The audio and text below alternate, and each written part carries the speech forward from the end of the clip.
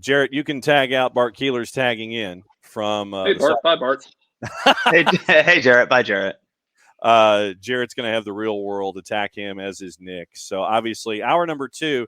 I wanted to have you in hour number 2 for the obvious reason of discussing what happened late night in New Zealand, and we can get into that with your visit. But obviously, the breaking news involving Josef Martinez being officially official, getting number 17 back, and now a part of Inter Miami FC is the breaking news this morning. Your initial thoughts? This is a dark day in Atlanta. I'm not joking about that. Like, this is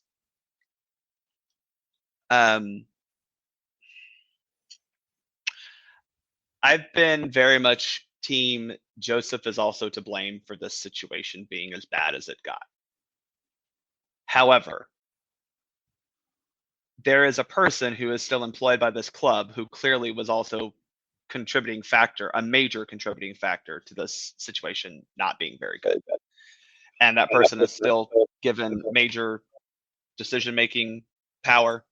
And I think that's going to be something that we as fans are not going to be able to trust him for a very long time. I think his trust has already been called into question. But, the fact that it got to this point where Josef felt like he had to leave, like we had to feel like we had to move on from him, sucks. It just sucks. Do I think it's probably the best move for the club? Yeah, I do. I mean, I do think that moving on from that contract and not really getting the production that we need for that contract is probably the smart move for the club. But that doesn't take away what he means to not just Atlanta United, but Atlanta as a city and the game of soccer here in this city and state. You mentioned legacy, and it's very, very rare for an individual to be a part of the fabric of a franchise like Josef Martinez became. And we were getting into the discussion in hour number 1 where Josef was brought in right under the wire. Mm-hmm. It was initially going to be Kenwyne Jones up top. Yep. And Nick made the point. That still was. Well, but yeah, I mean, it was. But you had Kenwyne surrounded by Tito and Yamil, and you had the speed on the outside, and Kenwyne, who seemed to just kind of slow things down when you wanted to try to continue to work at 78 RPM. And I know that I just dated myself with that reference. Find a turntable and an album, and hopefully, folks can get that one. But hey, y'all, I didn't understand the reference either. It's okay. So when you get a turntable, you have multiple speeds. It's like 16, 33, 45, and 78. And sure. After the knee injury with Josef Martinez, you seem to have the same elements there, where you had LRC Aruju on the edges, and they wanted to break the speed limit, and they wanted to get things moving. Yeah. But Josef, after the knee injury, coming back, could not match them and what their desires were on the outside and the speed in transition. And so we almost had a revisiting of that whole dynamic, although obviously the situations were different, but the dynamic seemed to be the same. So quickly, I didn't say Boca's to blame for Josef's injury and his subsequent inability to operate at that level. What I'm saying is the relationship deteriorated because of both parties, and Carlos Bocanegra is very much to blame for the relationship deteriorating. Okay, because that's what we're talking about right now. Because to your point, John, yes, Josef's injury kept him from operating at the level that he was used to operating at. And it was very clear that Josef was unable to accept that in his own, like his heart was unable to accept that. And that happens a lot of times with athletes when they get injured, and it sucks. I'll put my hand up and say that happened with me multiple times, is that it takes forever and you feel like it's not going to happen. He very well may go to Miami and be able to operate at that level. We don't know. He'll hopefully have a full off season of recovery without having to go get a procedure done. I truly hope that that's what happens for Josef Martinez, that he is able to get back to health. But the man is almost 30. He has not been at that level that we were used to him being at since his injury in 2020. Again, this is all Nashville SC's fault. This is all Nashville's fault. We know that they're to blame for all of this because they have bad grass in a terrible stadium up there that they don't even want anymore. So this is all Nashville's fault. But the fact that he hasn't been able to get back to that is, I mean, it's 2023. We haven't seen him that way for 2 good seasons. And even last year when he was scoring a lot of goals, it was because he wasn't starting. And I know we can talk about, oh, well, he scored goals. He scored goals and he was productive because he didn't start. And I don't have a whole lot of reason to trust Gonzalo Pineda outside of the fact that what I see with my eyes on the field was Josef unable to go more than 50 minutes a match. And that's a result of his injury. It's a result of him not being able to train and go as fast as he wants, train at the level he wanted to. Like, you're 100% right that he is not able to play the way that he was so used to playing with Atlanta United. So for him, maybe it makes a lot of sense to also go to a new team where he doesn't have those held, the predetermination of how this team is supposed to play. I think that was also a struggle for him throughout, is that he was mad that no one was playing the way that Miguel Almiron was playing. Like, that seemed to also be a problem. He felt like the team was not as good as it was in 2018. Obviously, I don't think it is either, but players you can't keep every player forever. And I think he also felt it wasn't the same team as it was when he joined. So maybe for him, this is also good, but there's a lot of factors that play into his inability to operate at the same level, produce at the same level. And the injury is the biggest one. I mean, at the end of the day, this is a business decision. And I know that you and I, when it comes to Gonzalo Pineda and Carlos Bocanegra, we agree to disagree, which is fine. We have these discussions, but that's not what today is about. Carlos has come out. They're having the ongoing conference call right now with Carlos Bocanegra. A quote from Tom Bogert: "It's not a place we would have preferred him to go. An in-conference rival, ambitious club. We could have been nasty, but Josef means a lot to the club. Ownership stepped up. We wanted to find a good resolution for Josef."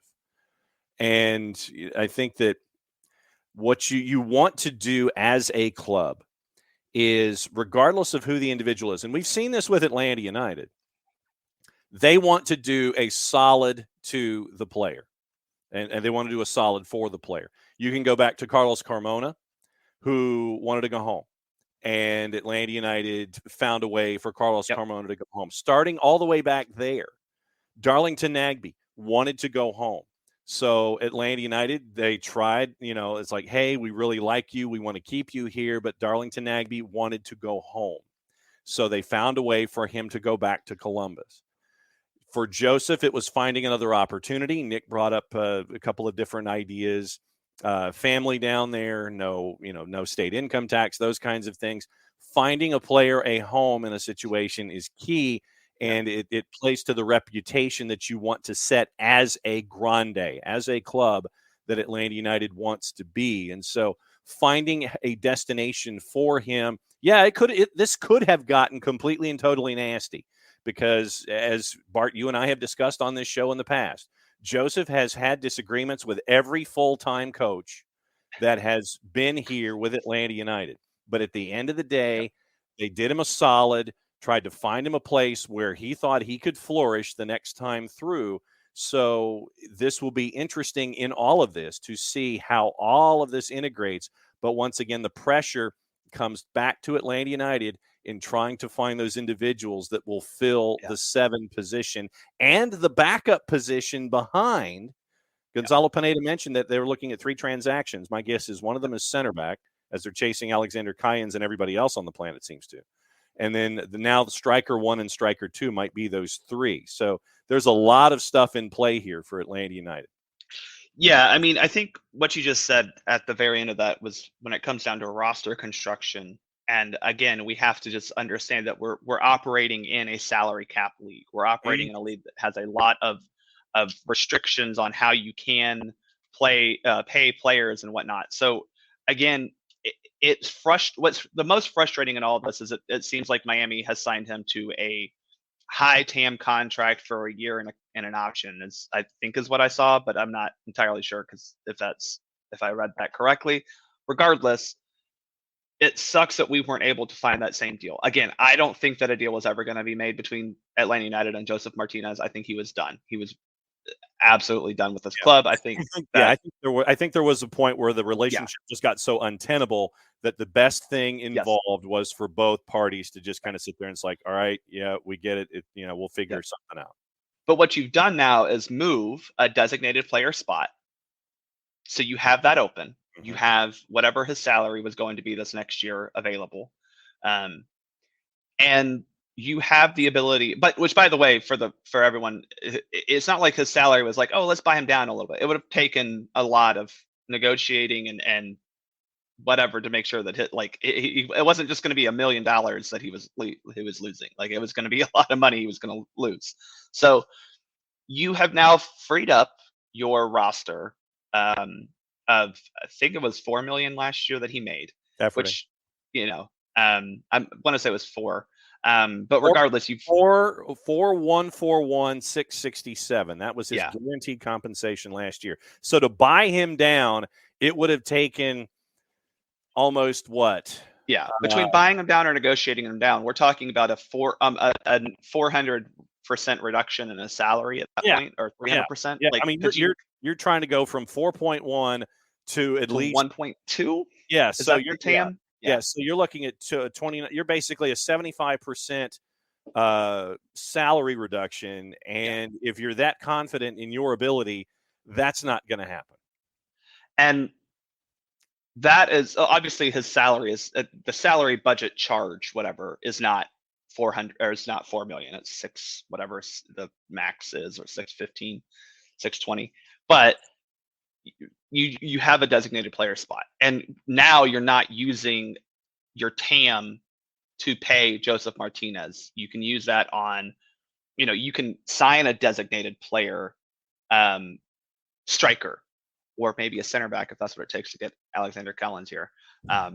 But you have that TAM available to pay a guy, or maybe you don't need to pay a guy TAM money. Like that's what this allows you to do. Because to your point, John, it could be multiple strikers. It could be you get an MLS vet to come in who is making either a veteran's maximum or a veteran minimum, or maybe he's up to that 615 mark, to the highest you can have on that budget charge. And then you go get a DP striker this summer. I mean, there's a lot of ways you can play this. But not having Josef frees up this roster spot that, while was quote producing, I agree that he scored a lot of goals last year. It was not it was not something you could rely on going forward. And again, I was hopeful that a full offseason of recovery and training would get him back to that level of being able to perform for 90 minutes each match. Hopefully he can. As a person, I hope that for him. But that was a risk because we haven't seen it for multiple seasons, and unfortunately he didn't look the same. He didn't, it sucks but now you have to move on because you need that roster spot.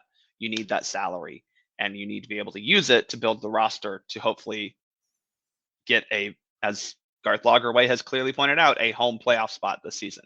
And again, I'm going to say this: Atlanta United was not a good soccer team last year. And we haven't been a good soccer team for a while. And Josef Martinez has been a part of this team during the bad times as well.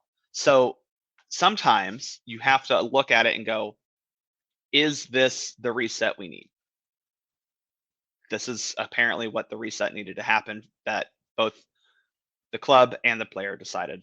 And that's, that's where we're at. And yeah, this is a rebuild, Rich. Like, why would you keep what you had? Again, we were not a good soccer team last year. I'm sorry. You don't make the playoffs in MLS, you're not a good soccer team. That's just the way it is. and you've got to find ways to improve on what you have. There are good pieces here. Unfortunately, Josef was a big impediment to us being fully successful in MLS. That's just my opinion. Last year, minutes wise, just to give you an idea,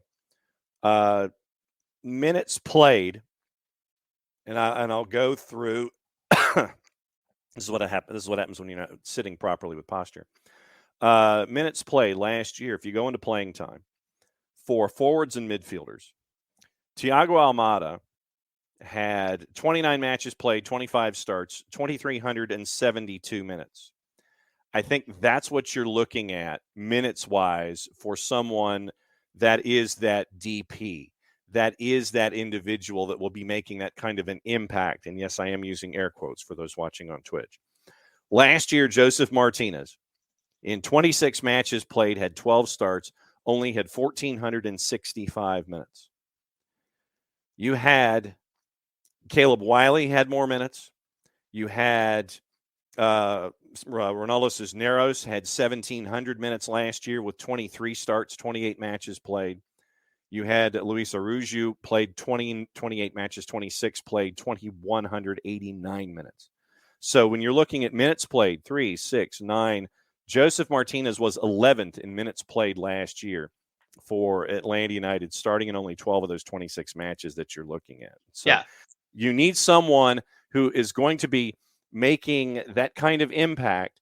It needs to be in those minutes that are in the Almada Araujo range, if not more. Because if Thiago Almada played 29 matches, 2,300 minutes, you're looking at someone who needs to be there for 24 to 2,500 minutes and can withstand that kind of a pounding. Josef Martinez, I believe at this point of his career, cannot give you that. And when you have a player who feels a way that he does about his own abilities, and you have to, and I will always respect those star athletes who are going to sit there, stare at you square in the face and sit there and say, yep, I can give it to you, because that's what you want. You want that kind of heart. You want that kind of emotion. You want that kind of presentation. But when the body isn't responding to what the brain wants, you've got to come up with something. And at the end of the day, Bart, as you've said, in a camp league, business decisions have to be made. And especially for teams that are struggling, as you know, Atlanta United wants to have their own expectation. If you're not meeting your own expectation, you have to do something. And I think that this had to be a part of that because of what you want from that position. Yeah. And again, it sucks that it came to this. Yeah. All of the factors led to this. Injuries, relationships with coaches and front office, dude maybe needing to go to therapy to figure out, and I'm not joking about this, sports psychology is a real practice for players like this in this situation where they're dealing with frustration, stress, and anger about not being able to figure out how to play at their best because of an injury. This is a very big study within sports psychology. So I'm not joking about that. Like, there's so many factors that brought us here. And the unfortunate reality is the resolution, I think, was, Josef exiting Atlanta sooner than we would have wanted.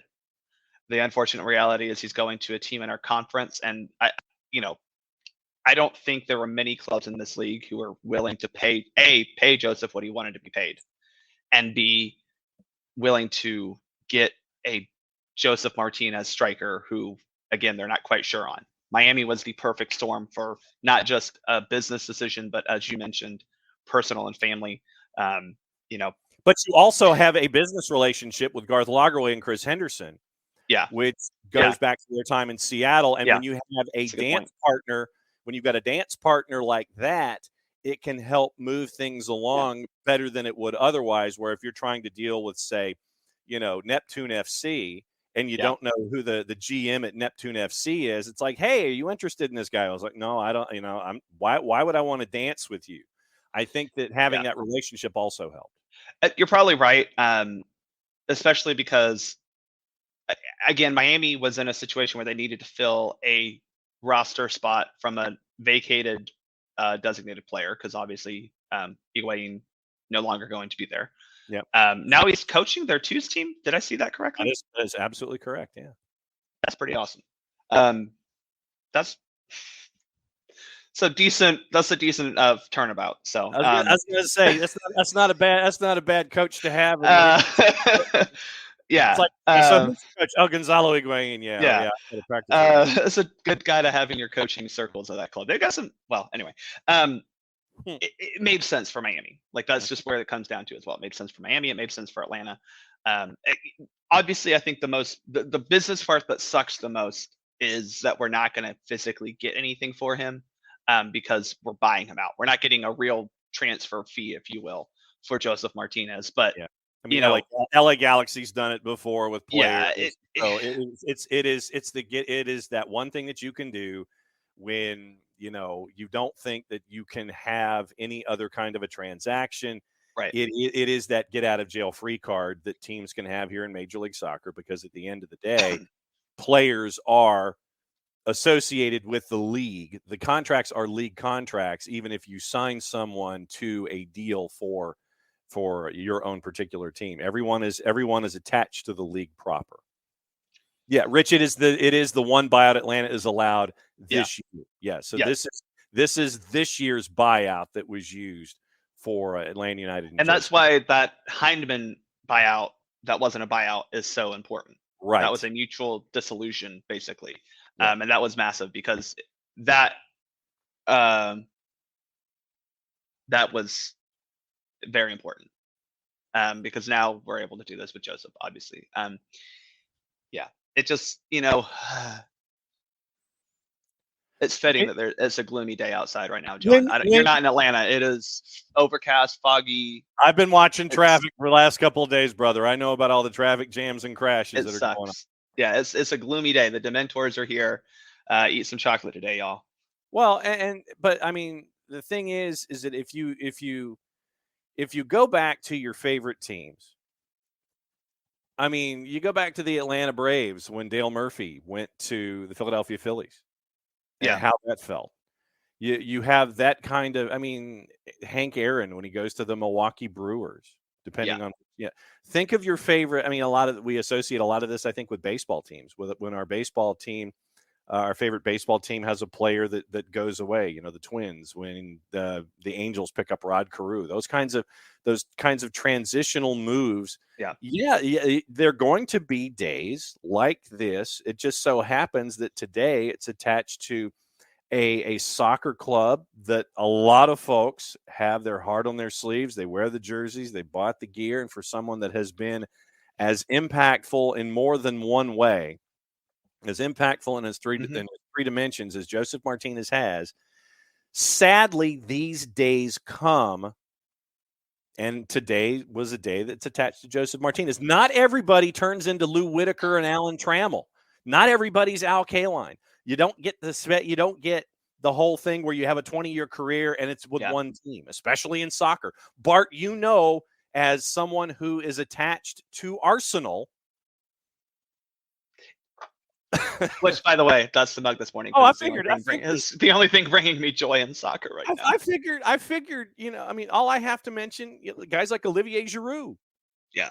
Well, I mean, look, Arsenal, it's not quite the same, but you think of a guy like Thierry Henry, who not only, spent so much time in Arsenal and was so successful there, defined what that club was for his, decade that he was there, right? Mm-hmm. Yeah. Defined what Arsenal Football Club was.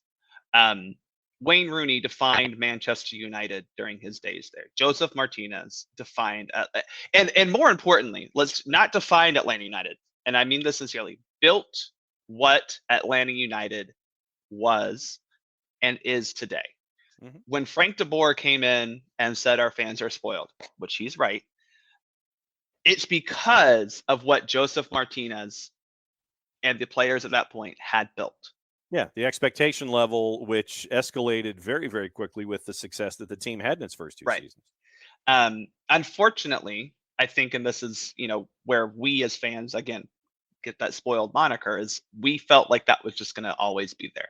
And to an extent, I think Josef felt that as well, because he came to Atlanta, everything was so easy. And this is a guy who, unfortunately, before that, his career was not superb. I think that's a fair statement. It wasn't like he was doing great before he came to Atlanta. But he was able to revitalize his career here. He was able to find a play. I mean, the love that the fans and the city had for Josef, and Josef had for the fans in the city, was undeniable. And it does. I understand completely. It sucks that we weren't able to give a proper goodbye to him. I think, unfortunately, we have to realize that doesn't always happen in sports. Right. We didn't get to say goodbye to Dansby. Maybe not quite the same, but like it happens. But Josef was the best way I can describe Josef, and obviously the situations are not the same, but it was very much Mike Vick with the Falcons, and the fact that he brought people to this team, to this sport, even, who normally wouldn't have tuned in. And the way that he embodied and represented the city and the fan base is unlike anything that I've seen since Mike Vick here in this town. Here's Josef's numbers before he came to Atlanta United. 36 matches at Caracas, 8 goals. 37 matches at Young Boys, 4 goals. Loaned to Thun, 18 matches, 8 goals. Torino, 7 goals in 58 matches. That's his Torino numbers. Yeah. And they saw something in that. Remember, Josef was actually here on loan for his first 3 matches, officially listed as, because we weren't sure. Exactly. We weren't 100% sure. And so 5 goals in those first 3 matches. The loan was turned into more permanent, and then you go from there. So you don't know where you are going to find those individuals that will make those impacts like Josef Martinez did in short order. And like I said, it's the line that I use a lot. It's like trying to catch a comet by the tail or trying to catch water between your open fingers, And sometimes, and Ola Kamara is still out there, we think, depending on whether or not you're listening to Hernan Losada and what's going on in Montreal, or what Kamara says, one way or the other. There are folks out there, but Jarrett and I have had the discussions about guys like Giacomakis. Kamara's out there, and so I think you can kind of piece together where Atlanta United is looking. But I think today, while today is a sad day for fans for Atlanta United, I think it's also fair to celebrate what Josef Martinez meant to the fans on the field in a very short period of time, because it's very rare when you have an individual that will make that kind of an emotional impact with someone in a very short period of time. Josef did that, and a lot of folks were along for the ride, and you got to see that kind of a comet that Josef was here with Atlanta United. Yeah, and again, it's hard right now to go, oh, thank you, Josef, because I think that outpouring of support and love for him is going to be great today, but it's from a place of sadness right now, not a true place of gratitude or of remembrance at this point in time. We're sad. But look, Josef could go to Miami, score 20 goals, and we'll look like we're stupid. He could also go to Miami and score like 10 goals and not be that super effective. Mm-hmm. He could. We don't know. We remember Josef because of what he did for this club in its early years, and he'll forever be someone who laid the foundation for what Atlanta United is. Forever. Yep. And for those of you who have your season tickets, I know that everybody is sitting there and looking. It's like, okay, where in the schedule? September 16th.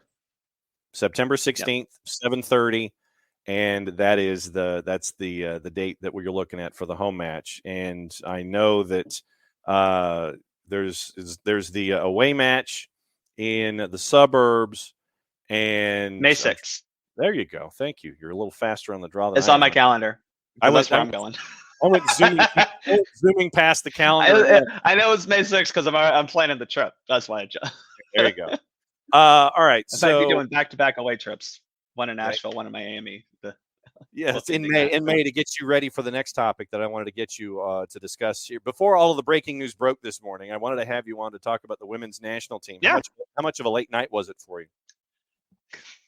So shout out to Fido and their staff. They had their staff party last night, so they were technically closed, but they allowed us to come in and watch the game. They were great. They were fun. Thanks for letting us kind of just sit in the corner and watch TV. I'll be the first. I did not watch it. We did not watch HBO Max. We did things legally. Fido obviously has Peacock from Premier League stuff, so I got to listen to Andres Cantor, which was a lot more fun than I was expecting it to be. So that was really cool. But it was definitely a tale of two halves last night. So it was frustrating that first half. The second half was a lot more fun. Yeah, I think the halftime interview that was on the HBO Max side of things, that there probably was going to be some elevated discussions, shall we say, after a goalless first 45. And somebody with the last name of Swanson seemed to have a pretty good night, eh? Yeah, that was how weird was it to see Swanson on the back of a jersey? I'm not used to it. This is my general take on this. I think Swanson is a great baseball name. Like Swanson's a great last name for a baseball player. I don't know if it's a great last name for a soccer player, and I would have kept Pugh because Pugh's a much better soccer player last name. And Pew, yeah. Mm-hmm. But she was very good last night in that second half. First half, Mitch Purse looked pretty threatening, but I don't think any of that really came to much. It was very interesting that Trinity Rodman came on, and we looked a lot more dangerous in front of goal and creating. But that also was it was a slight adjustment from the midfield as well. It was, I think that came from Korniak did not work as the defensive midfielder. Vlatko did the old school. Like, this is where I do call into question Vlatko's actual ability to coach, because his thought process was put the tall girl in the midfield and see what happens. And that Taylor Korniak is not the type of player to play a defensive midfielder.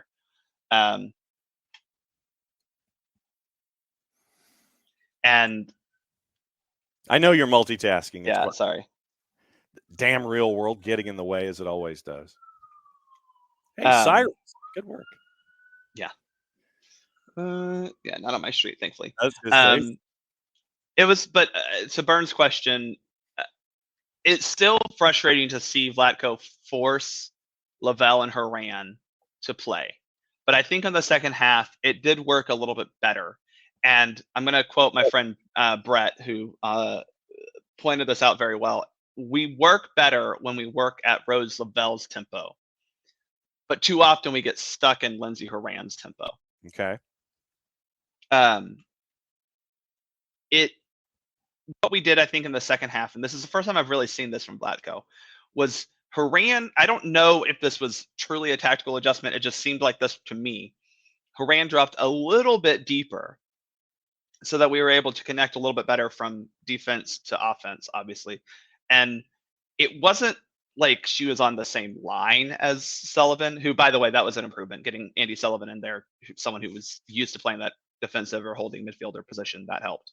But Horan was making passes from a little bit deeper. And it actually is a really good spot for her because she's fantastic at picking out a pass. It's something that, like, it's so frustrating because she's so good, but she's also frustrating to watch because she's sometimes very inefficient or slow.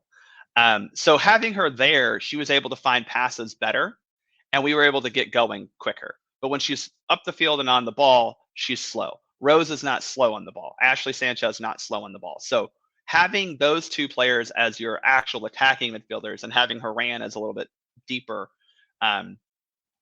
did really help. So I'm hoping that is the lesson learned, is that, hey, Lindsey, we don't need you to be on that forward line. You need to be a little more withdrawn because it allows our really good attacking talent, which by the way we have, to work a little bit faster. And that was the biggest difference between first and second half to me.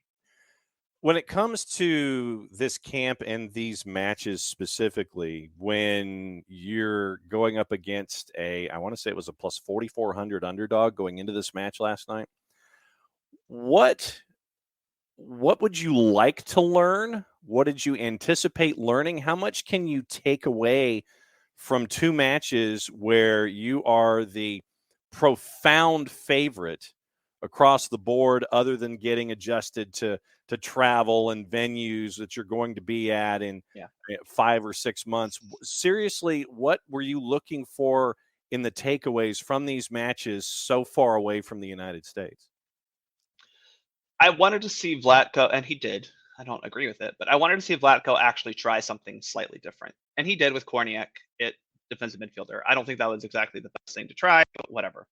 Again, I would like to see him try to start without Lavelle and Haran in the midfield together. I think that would be a really positive thing. Hopefully he does that next match. But I would like to see him try something slightly different. We got that a little bit last night. I don't love continuing to put Crystal Dunn as a defender. I was really hoping when I saw her start that she was going to be in the midfield, but that wasn't happening. I mean, look, these camps, and this is, I'm going to copy and paste this to next week as well. It's not about looking good all the time. It's about getting together and playing soccer with each other, right? So that's the biggest takeaway, right? You're going to New Zealand, the place where you're going to be playing the World Cup.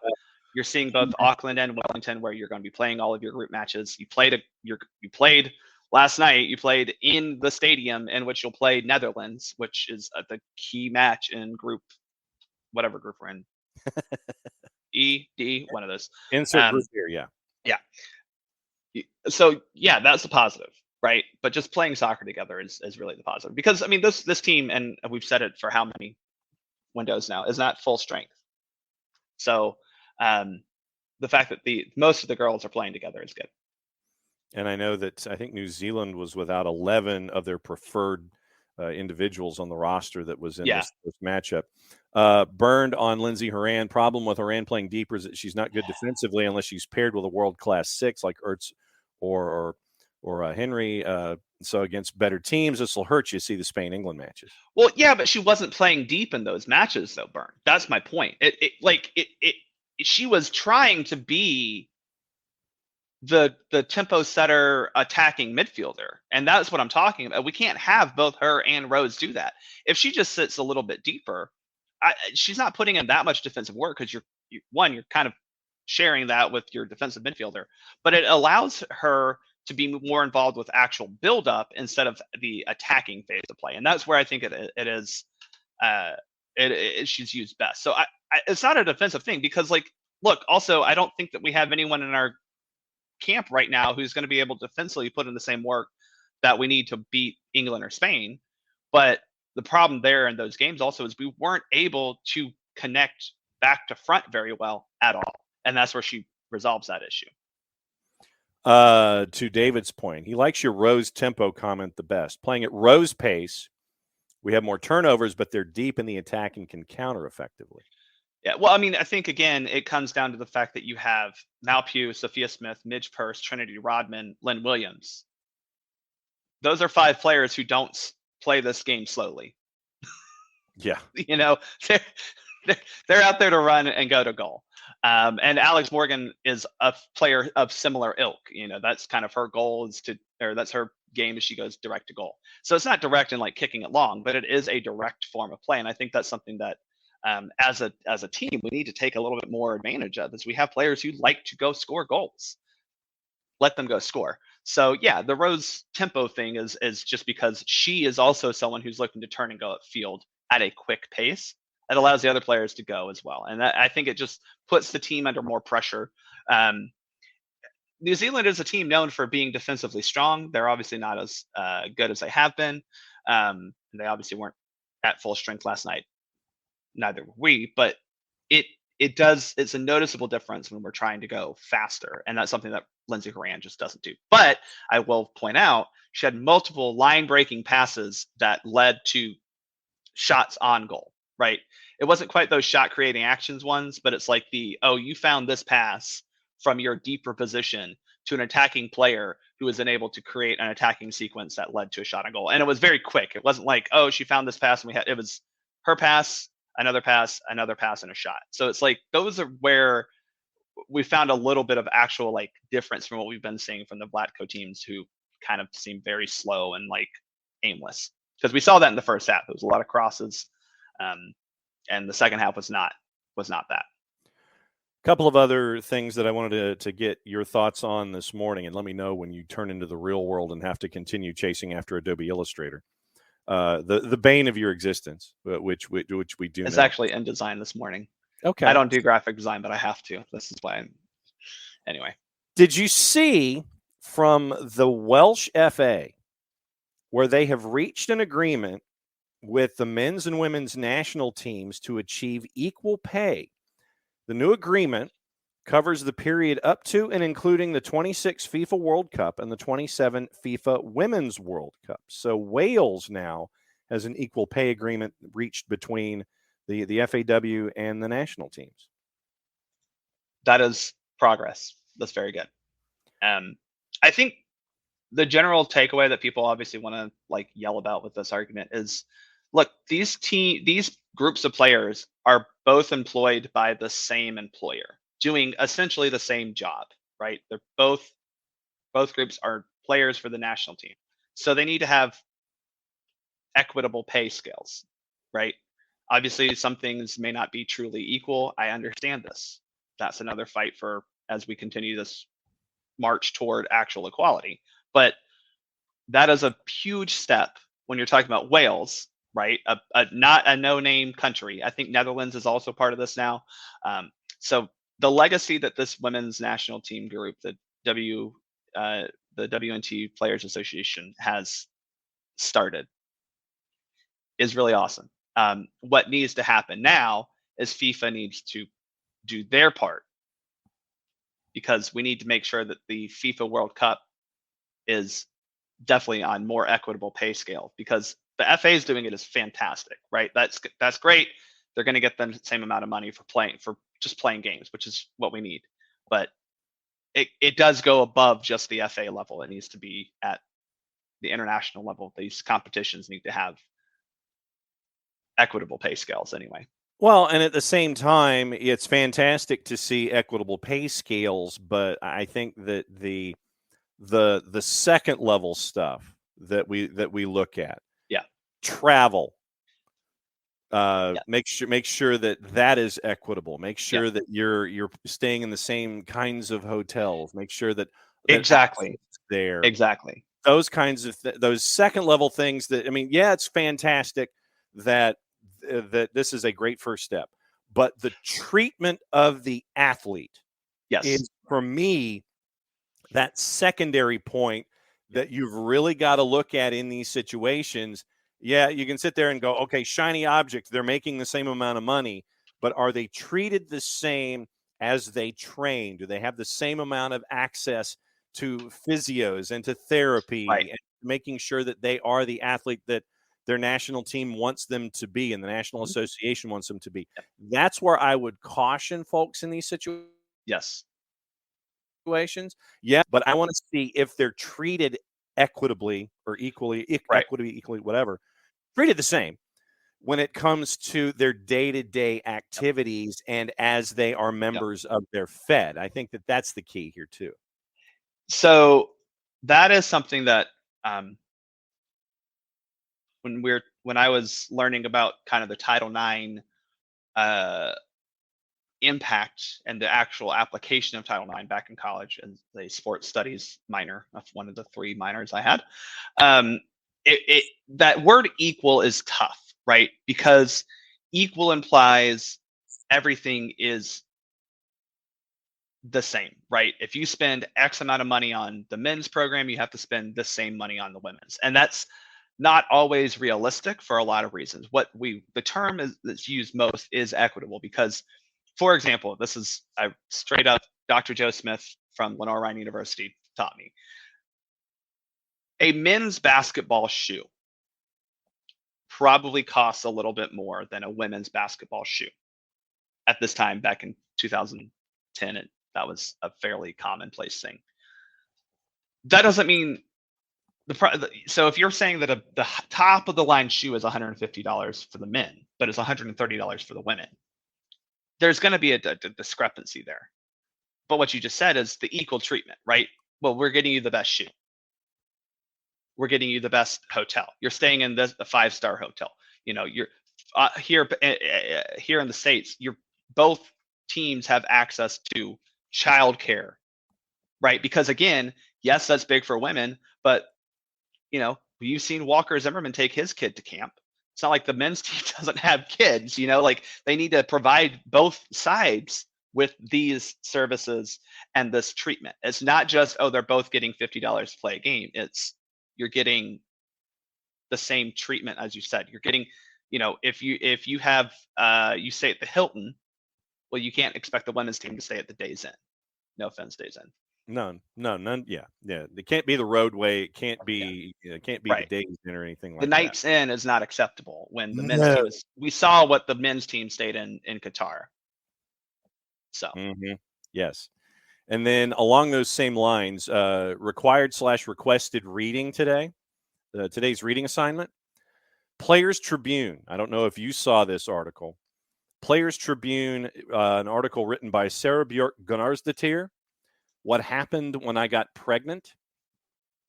And she was one of the players that after playing at Wolfsburg, summer of 2020, she wanted to play at Lyon. Those were the two clubs for her that she wanted to play for in the European theater. She got to play 4 years at Wolfsburg, moved to Lyon in 2020.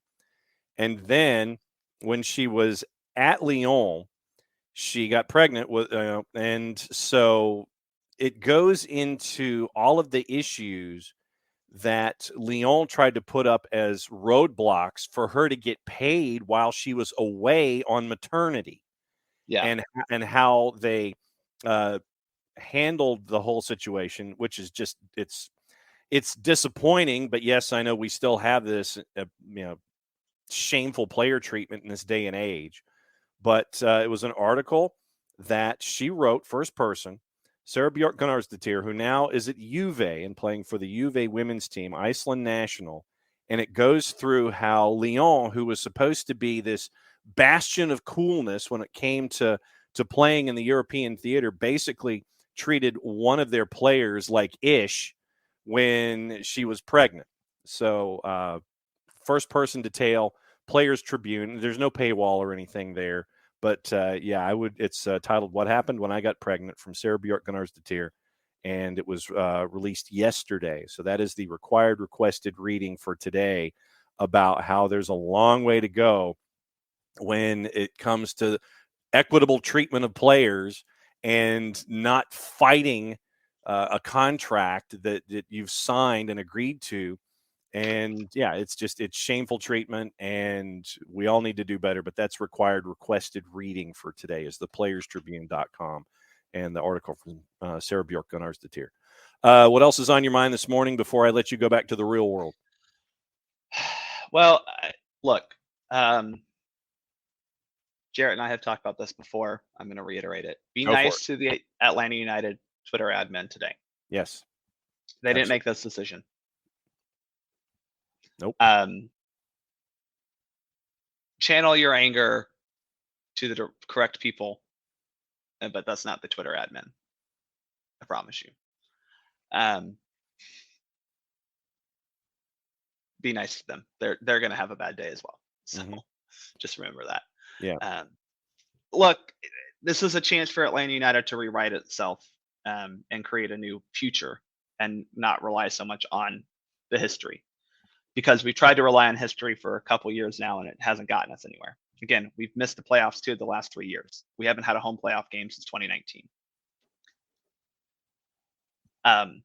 You've got to figure out how to get back to that level, because you can't rest on, we won MLS Cup in 2018. Oh, well, maybe in 2019 we could have, Yeah, no, you shouldn't. Correct. We as fans and the club as a whole have kind of said, well, we did it then. We have a new president. We have a new, a coach who's relatively new. We're going to get new players. This is normal in sports, right? You have turnover. You can't keep everything the same. Mm-hmm. Today sucks because we're losing our greatest and favoriteest player. But that doesn't mean that the future can't be bright. It may not look it right now because we have signed 0 players other than Derek Etienne, who, by the way, needs a barber, apparently. Yes. Help the man out. Yeah. I